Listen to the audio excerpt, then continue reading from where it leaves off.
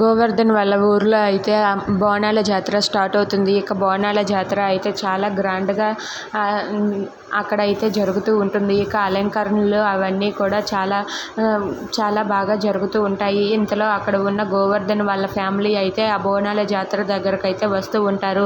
ఇక అక్కడ ఉన్న ఇంద్రాణి కూడా రమ్యని తీసుకొని బోనాల జాతరకి వస్తూ ఉంటుంది. ఇక మల్లికాని పెంచిన ఆవిడ కూడా మల్లికాని తీసుకొని ఆ బోనాల జాతరకి వస్తూ ఉంటుంది. అలా వాళ్ళ 3 ఫ్యామిలీలు కూడా అలా బోనాల జాతరకు వస్తూ ఉంటారు. ఇక వాళ్ళు బోనం సమర్పించుకోవడం కోసం ఆ అమ్మవారి దగ్గరకు అయితే వస్తారు. ఇక అక్కడ ఉన్న వాళ్ళందరూ కూడా అలా బోనాల జాతరలో పాల్గొంటారు. ఇక అక్కడ ఉన్న మల్లిక కూడా బోనం ఎత్తుకొని తనైతే వాళ్ళ అమ్మ ఎలాగైనా సరే తనకు కనిపించాలని చెప్పి తనైతే తల్లికి దండం పెట్టుకొని ఆ బోనం ఎత్తుకొని వస్తూ ఉంటుంది. అలా వాళ్ళైతే బోనాల జాతరకు అయితే వస్తూ ఉంటారు.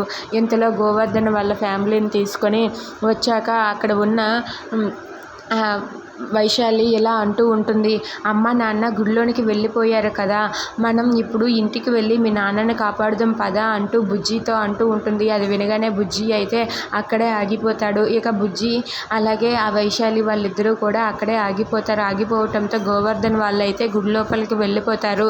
ఇక వెంటనే వైశాలి బుజ్జిని తీసుకొని వాళ్ళ ఇంటికి వెళ్ళి బుజ్జి వాళ్ళ నాన్నను విడిపించాలని అనుకుంటుంది. ఇక అక్కడైతే వెళ్ళేసరికి చుట్టూ రౌడీలు ఉంటారు. ఇక రౌడీలను తప్పించుకొని వైశాలి అయితే వెళ్ళి బుజ్జి వాళ్ళ నాన్నని కాపాడాలని అనుకుంటూ ఉంటుంది. ఇక వెంటనే బుజ్జి వైశాలి వాళ్ళిద్దరూ కూడా పరిగెత్తుకుంటూ ఇంటికి వెళ్తారు. ఇక ఆదికేశవ అయితే అక్కడే అలా కూర్చొని చాలా బాధపడుతూ ఉంటాడు. ఇక అక్కడికి బుజ్జి వాళ్ళు వెళ్ళి ఆదికేశవని విడిపించాలని చెప్పి అనుకుంటారు. ఇక ఆదికేశవ అయితే అక్కడే అలా స్పృహ కోల్పోయి పడిపోయి ఉంటాడు.